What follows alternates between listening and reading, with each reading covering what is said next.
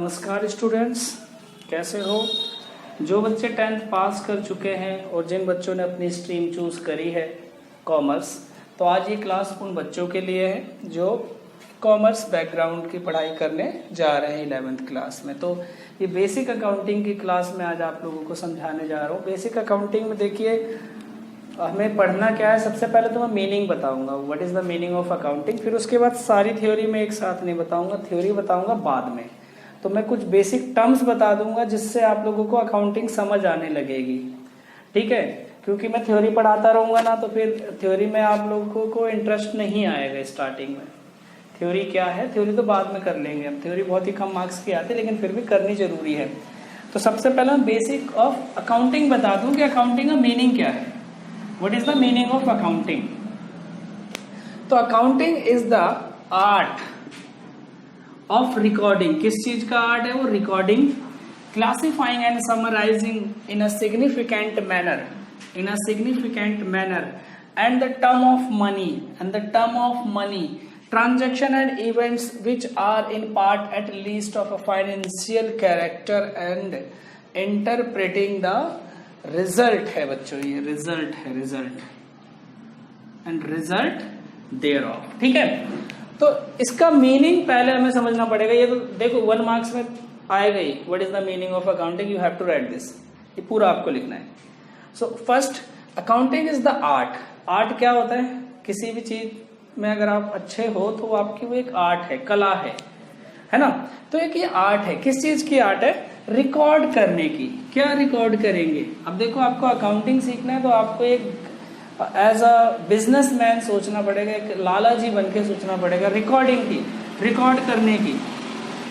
फिर उसके बाद क्लासीफाई करना है। जब आप रिकॉर्ड कर लेंगे, कोई भी ट्रांजेक्शन होगी उसे रिकॉर्ड करेंगे, तो उसे रिकॉर्ड करने के बाद क्लासीफाई करना पड़ता है कि भाई किसको पैसा देना है, किसको किससे लेना है, ये मेरा एक्सपेंस है, ये मेरी इनकम है। तो ये क्लासीफाइंग में आ जाता है। एंड समराइजिंग का मतलब है पूरा जो डाटा होगा उन सबको मैं इकट्ठा करके एक समरी बना दूंगा, जिससे मुझे लास्ट में क्या पता चल जाए कि हाँ मेरा जो फाइनेंशियल पोजीशन है मेरे बिजनेस की ये चल रही है। तो समराइजिंग, जैसे कि मैं आपका एग्जांपल दूं कि आपने पूरे साल बड़े अच्छे से मेहनत करी, तो आपने आपके रिकॉर्ड रखे गए, क्लासीफाई किया गया, फिर समरी आपको दी गई। रिकॉर्ड कैसे रखा? टीचर्स ने हर एक मार्क्स बड़े सावधानी से लिखे और क्लासीफाई किया कि इस बच्चे को ये प्रैक्टिकल के मार्क्स हैं, ये थ्योरी के मार्क्स हैं। फिर उनकी समरी आपके सामने आ गई। समरी का मतलब एक तरीके से रिपोर्ट कार्ड है आपकी समरी।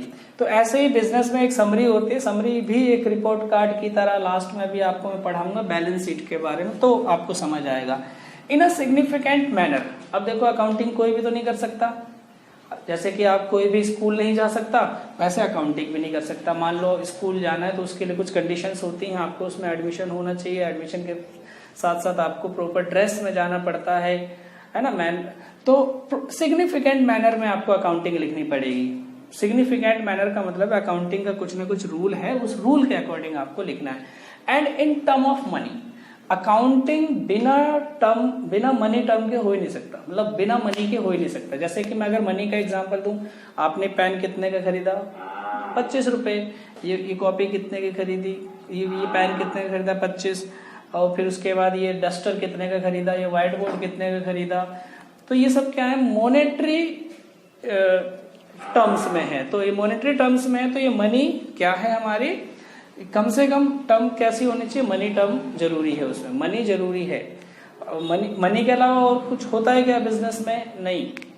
अगर कोई कहता है कि I am very honest person और आई एम डूइंग बिजनेस, या मुझे बिजनेस में एडमिट कर लो, मैं बिजनेस करना चाहता हूँ, मैं बहुत ऑनेस्ट हूँ, ऑनेस्टी रख लो और ये चीज मुझे दे दो। आप करके देखना कि मैं बहुत ईमानदार हूँ, किसी भी दुकान में या कहीं भी जाना, बोलना मैं बहुत ईमानदार हूँ, आप मुझे ये मार्कर दे दो या कुछ भी दे दो, तो वो ही विल रिफ्यूज, मना कर देगा आपको ना। Transaction and event. ट्रांजैक्शन क्या होता है? ट्रांजैक्शन का मतलब होता है लेन देन। जो भी ट्रांजैक्शन आप परचेज और सेल करना, लेन देन, ये ट्रांजैक्शन। इवेंट्स, जो भी इवेंट्स होंगे उसमें परचेज करना, सेल करना, ये सब ट्रांजैक्शन हो गए। इवेंट्स भी उसी को ही कहते हैं, और बिजनेस में बहुत सारे इवेंट होते रहते हैं, ठीक है। Which are in part of at least a financial का भी मतलब क्या होता है, ये मॉनेटरी से रिलेटेड ही है। फाइनेंशियल मतलब पैसे से संबंधित ही ट्रांजेक्शन आप रिकॉर्ड करेंगे। कैरेक्टर, फाइनेंशियल कैरेक्टर की ट्रांजेक्शन होनी चाहिए। सैलरी देना, इनकम गेन करना, ये सब फाइनेंशियल ट्रांजेक्शन होंगी। एंड इंटरप्रेटिंग द रिजल्ट, और उसके बाद आपका रिजल्ट आ जाता है। तो ये हमने क्या सीखा है, मीनिंग ऑफ अकाउंटिंग सीखी है अभी तक, ठीक है। मीनिंग ऑफ अकाउंटिंग में आपको ये सारी चीजें सीखनी थी। आई होप आपको ये सारी चीजें समझ आई होंगी। आप 1 मार्क्स की कम से कम थ्योरी तो कर ही लेंगे, और ये अकाउंटिंग की डेफिनेशन है। चलिए नेक्स्ट मैं अब आपको बताता हूं